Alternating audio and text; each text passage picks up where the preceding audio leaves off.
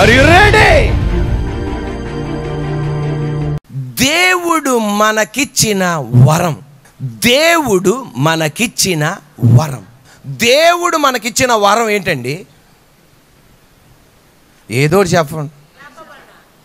యాకోబా? దేవుడు మనకిచ్చిన వరం, దేవుడు మనకిచ్చిన యేసయ్య మన వరం అన్ని గొప్పదే. దేవుడు మనకిచ్చిన వరం ఏది తెలుసా? ఎన్నుకోవడం. To choose, to elect. దేవుడు మనకిచ్చిన వరం. చేపలకి ఎన్నుకునే వరం లేదు, జంతువులకు ఎన్నుకునే వరం లేదు, పక్షులకు ఎన్నుకునే వరం లేదు. మానవ జాతికే ఎన్నుకునే వరం ఇచ్చాడు. ఏ చేప కూడా ఈ దేవుడు సృజించిన నుండి నీటిలోనే సంచారం చేస్తున్నాయి. చచ్చా, నేను నీటిలో ఉన్నాను, 5 స్టార్ హోటల్లో దండ్ల పరుపు మీద ఉంటానంటే అది పైకి వెళ్ళిపోవటమే. ఎన్నుకునే వరం దానికి.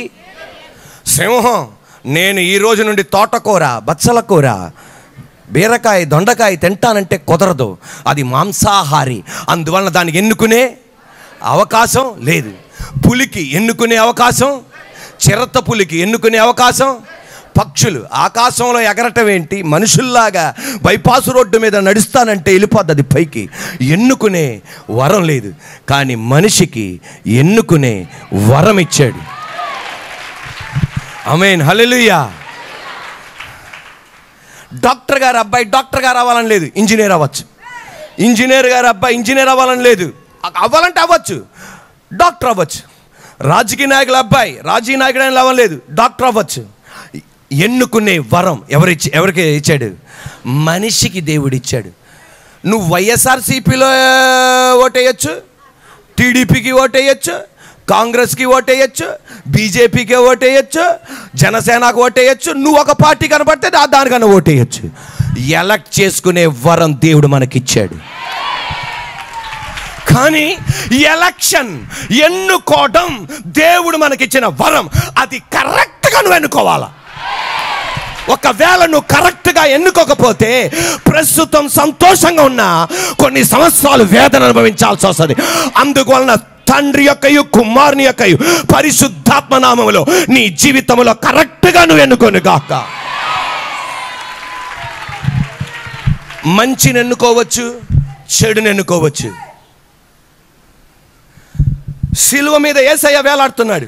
ఒక దొంగ యేసయ్యని ఎన్నుకోలా. యేసయ్య నన్ను రక్షించు అని అడగల. కుడివైపు దొంగ నన్ను రక్షించు అని అడిగాడు. ఒక వ్యక్తి ఎన్నుకున్నాడు, ఇంకొక వ్యక్తి ఎన్నుకోలా. చెవులు మెలేసి ఆ కుడివైపు దొంగ నన్ను నీ రాజ్యంలో జ్ఞాపకం చేసుకో అన్నాడు.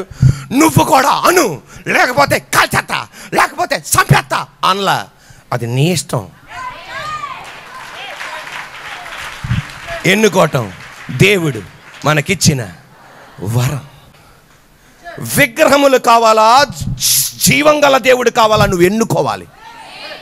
యెహోషువ గ్రంథం 24:15 వాక్యం. యెహోషువ గ్రంథం 24:15 వాక్యం. చూడుము, గట్టిగా గట్టిగా గట్టిగా చూడుము, నేడు నేను జీవమును, మేలును, మరణమును, కీడును నీ ఎదుట ఉంచి ఉన్నాను. నీవు బ్రతికి విస్తరించినట్లుగా నీ దేవుడైన యెహోవాను ప్రేమించి ఆయన మార్గములయందు నడుచుకుని ఆయన ఆజ్ఞలను, కట్టడలను, విధులను ఆచరించమని నేడు నేను ఆజ్ఞాపించుచున్నాను. అట్లు చేసిన ఎడల నీవు స్వాధీనపరుచుకొనుటకు ప్రవేశించు దేశములో నీ దేవుడైన యెహోవా నిన్ను ఆశీర్వదించెను. Are you ready? అయితే ఆర్ యు రెడీ? చాలు. కానీ యెహోషువ ఏమంటాడు తెలుసా? నేను నా ఇంటి వారును యెహోవాను సేవిస్తాను.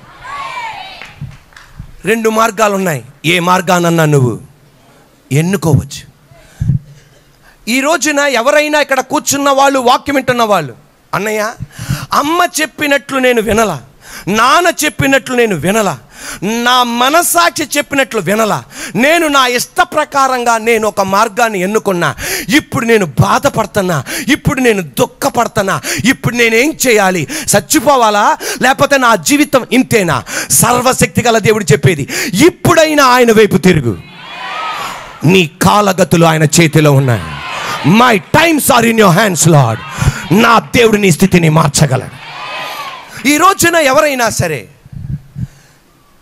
చెడు మంచి, మరణము జీవము, నువ్వు మరణాన్ని ఎన్నుకొని చెడుని ఎన్నుకొని నువ్వు వెళ్తున్నావా? నా దేవుడు నిన్నలా గాలి కొదిలేయడు. ఫ్రెండ్స్ ద్వారా మాట్లాడతాడు, బంధువుల ద్వారా మాట్లాడతాడు, టీవీల ద్వారా మాట్లాడతాడు, నువ్వు నమ్మిన వాళ్ళ ద్వారా మాట్లాడతాడు, నా ద్వారా నీతో మాట్లాడతాడు. ఆ మార్గం గుండా వెళ్ళొద్దు, మరలా తిరుగు, మరలా జీవపు మార్గంలోనికి తిరుగు, మళ్ళా యథార్థ మార్గంలోనికి తిరుగు, మళ్ళా మంచి మార్గంలోనికి తిరుగు అని దేవుడు నీతో మాట్లాడతాడు. యేసయ్య కృప వలన భద్రాచలం అన్న ప్రాంతానికి పోయిన బుధవారం ఉజ్జీవ కూటానికి వెళ్ళాను. అది ఒక్కరోజు ఉజ్జీవ సభ. అక్కడ యేసయ్య కృప వలన యేసయ్య సొలొమోను కంటే గొప్పవాడు అన్న వాక్యం అందించి, యేసయ్య సొలొమోను కంటే గొప్పవాడు, యేసయ్య సొలొమోను కంటే గొప్పవాడు అన్న వాక్యం అందించి ప్రార్థన ముగించి స్టేజీ నుండి అలా దిగుతుండగా ఇద్దరు స్త్రీలు నా దగ్గరికి వచ్చారు. వాళ్ళు ఎవరో నాకు తెలవక దిగిపోదాం అని అనుకుంటగానే పరిశుద్ధాత్మ దేవుడు అన్నాడు, నువ్వు దిగకూడదు, వాళ్ళకి ప్రార్థన చేయాలి అనగానే గబగబా వెళ్ళి ప్రార్థన చేయబోతుండగా వెంటనే వాళ్ళకి ప్రార్థన చేశాను. ప్రార్థన చేసి అలా వెళ్తుండగా మేము సాక్ష్యం చెప్పాలండి అన్నారు. అనగానే ఆ పాస్టర్ గారికి అడిగి మనం ఏం చేయాలి, ఆయన పర్మిషన్ తీసుకోవాలి. అందువల్ల పాస్టర్ గారితో అన్నాను, ఎవరో సాక్ష్యం చెప్తారండి, చెప్పించండి అన్నారు. అనగానే పైకి తీసుకొచ్చా. పైకి తీసుకురాగానే ఆమె సాక్ష్యం చెప్తుంది. మీరెవరన్నా? నేను అక్కని. మీరెవరన్నా? ఆమె చెల్లిని. అక్క చెల్లెలు చెప్తున్న సాక్ష్యం. వాళ్ళ అక్క బావగారు ఇద్దరు ఆడపిల్లలు, అక్క బావగారు ఇద్దరు ఆడపిల్లలు. 2014వ సంవత్సరం ఆగస్టు 25వ తారీఖున 12 లక్షల రూపాయల అప్పులు తీర్చలేక నలుగురు కలిసి విష పదార్థం వాళ్ళ గదిలో ఉంచి మధ్యాహ్నం 2 to 3 మధ్యలో విష పదార్థము తాగి చనిపోవడానికి నిర్ణయించుకున్నారు. వాళ్ళు ఏ నిర్ణయం తీసుకున్నారు? మంచి నిర్ణయమా, చెడు నిర్ణయమా? జీవము నిర్ణయమా, మరణపు నిర్ణయమా? మరణపు నిర్ణయం తీసుకున్నారు. అటువంటి టైంలో వీళ్ళు 12 లక్షలు ఒకళ్ళకి ఇచ్చారు, ఇంకొకళ్ళ దగ్గర అప్పు తీసుకొని, కానీ ఇచ్చిన వాళ్ళు తిరిగి ఇవ్వట్లా. తద్వారా తలదించుకునే స్థితి, తద్వారా అవమానం, తద్వారా ప్రజల ఎదుట కనబడలేకపోతున్నారు. వెంటనే వాళ్ళు చేసింది ఏంటి తెలుసా? నలుగురు కలిసి విష పదార్థం ప్రిపేర్ చేసుకున్నారు. అటువంటి టైంలో ఫ్యాన్ ఒక్కటే తిరుగుతుంది, ట్యూబ్ లైట్లన్నీ ఆపేశారు, టీవీ ఆపేశారు, టీవీ రిమోట్ ఆపేశారు. అటువంటి టైంలో ఆగిపోయిన టీవీ, కరెంటు సప్లై లేని టీవీ, ఆ టీవీ ఆన్ అయిపోయింది. ఆ టీవీ ఆన్ అయింది. అక్కడ మధ్యాహ్నం పూట వచ్చే బ్రతికించు వాక్యం వస్తుంది. వెంటనే భర్త భార్య, నువ్వు స్విచ్ ఆఫ్ చేసావు, టీవీ ఆఫ్ అయి ఉంది, రిమోట్ ఆఫ్ అయి ఉంది, ఎలా ఇది ఆన్ అయింది అనగానే ఆశ్చర్యం కలిగింది వాళ్ళకి. ఆశ్చర్యం కలిగి అలా చూస్తుండగా దేవుని వాక్యం వాళ్ళతో మాట్లాడుతుండగా విష పదార్థం ఇసిరి పడేశారు. వాళ్ళు చెప్తున్న మాట, ఆ రోజు మేము వాక్యం ఎందుకు విన్నాం తెలుసా? టీవీ ఆగిపోయింది, స్విచ్ ఆఫ్ చేశారు, రిమోట్ ఆఫ్ లో ఉంది, ఎలా టీవీలోని వాక్యం బయటకు వచ్చింది? ఆ రోజు ప్రసంగం చేసిన వాక్యం ఏంటి తెలుసా? అప్పుల బంధకాల నుండి దేవుడు నిన్ను విడిపిస్తాడు. వెంటనే ఆమె చెప్పినది, 2014 ఆగస్టు 25వ తారీఖున మేము మరణించవలసిన మమ్ములను దేవుని వాక్యం మమ్మలను బతికించేటట్టు చేసింది. దేవుడు నిన్ను వాడుకున్నాడు. ఈరోజు నేను చెప్పనా, వాళ్ళు ఏది ఎన్నుకున్నారు? జీవాన్ని ఎన్నుకున్నారు. అది నీ చేతిలో. నువ్వు చచ్చిపోవాలి అనుకుంటే మీ అమ్మ నాన్న ఆపలేరు. నువ్వు ఆత్మహత్య చేసుకోవాలనుకుంటే మీ అమ్మ నాన్న ఆపలేరు. నువ్వు మరణించాలనుకుంటే బంధువులు ఆపలేరు. ఎన్నుకునే తీర్మానం నీకు ఇచ్చేశాడు. మళ్ళా పరిశుద్ధాత్మ దేవుడు ఈ మాట చెప్పమంటున్నాడు. మాటికి మీ అమ్మ నాన్నతో ఏమంటావు తెలుసా? నేను మరణిస్తా, నేను చచ్చిపోతా. నీ భార్యతో ఏమంటావు తెలుసా? నేను చచ్చిపోతా. భర్తతో ఏమంటావు తెలుసా? నేను చచ్చిపోతా. నువ్వు చచ్చిపోదామని, నువ్వు మరణిద్దామని నువ్వు నిర్ణయించుకుంటే ఎవడేం చేయలేడు.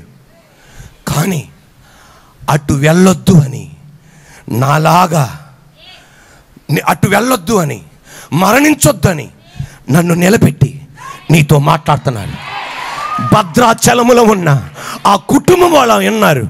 నువ్వు వింటే హల్లెలూయా. యేసయ్య రాకడ ఆలస్యమైతే కొన్ని సంవత్సరాల తర్వాత నువ్వు ఇక్కడ సాక్ష్యం చెప్పబోతున్నావు. మరణిద్దామనుకున్నా, వాక్యమిని నా యాటిట్యూడ్ మార్చుకున్నా, నా వైఖరి మార్చుకున్నా, నా తీరు మార్చుకున్నా. ఎన్నుకోవటం, చెప్పండి, ఎన్నుకోవడం దేవుడిచ్చిన వరం. పేతురు